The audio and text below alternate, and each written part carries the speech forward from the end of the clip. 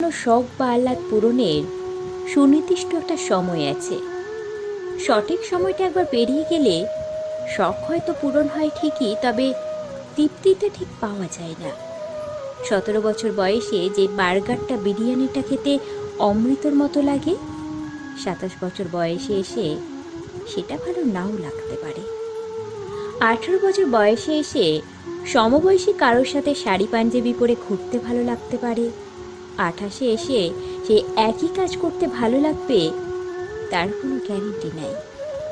19 বছর বয়সে বিশ্ববিদ্যালয়ে সেকেন্ড ইয়ারের বন্ধু বান্ধব নিয়ে দার্জিলিং ট্যুরে গেলে যে আনন্দ পাওয়া যাবে, 29 বছর বয়সে সেই আনন্দ নাও পাওয়া যেতে পারে।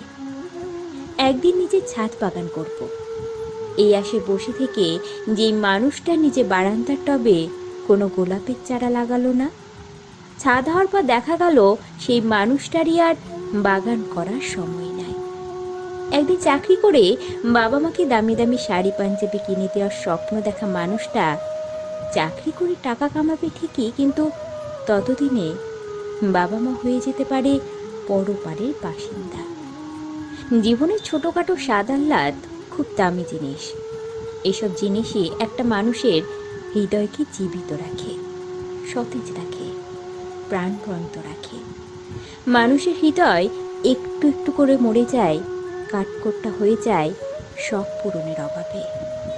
এই জন্য সময় থাকতে এসব শখ পূরণ করে ফেলতে হয়।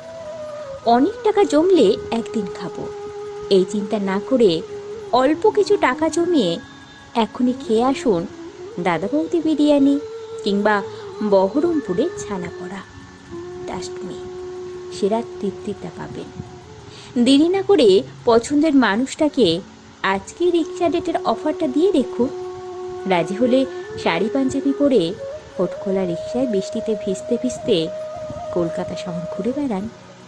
পকেটে কিছু টাকা হলেই বন্ধুদের ঘাড়ে হাত রেখে বলে আসুন, চল ভাই দার্জিলিং যাব, আজকেই যাব, এক্ষুনি যাব। ব্যাগ গোছা, ট্রেন ধরতে হবে, নিজের ছাদে বাগান হবে। এই আশায় বসে না থেকে ভাড়া বাসার বারান্দার টবে লাগিয়ে ফেলুন পছন্দের গোলাপি চারাটা।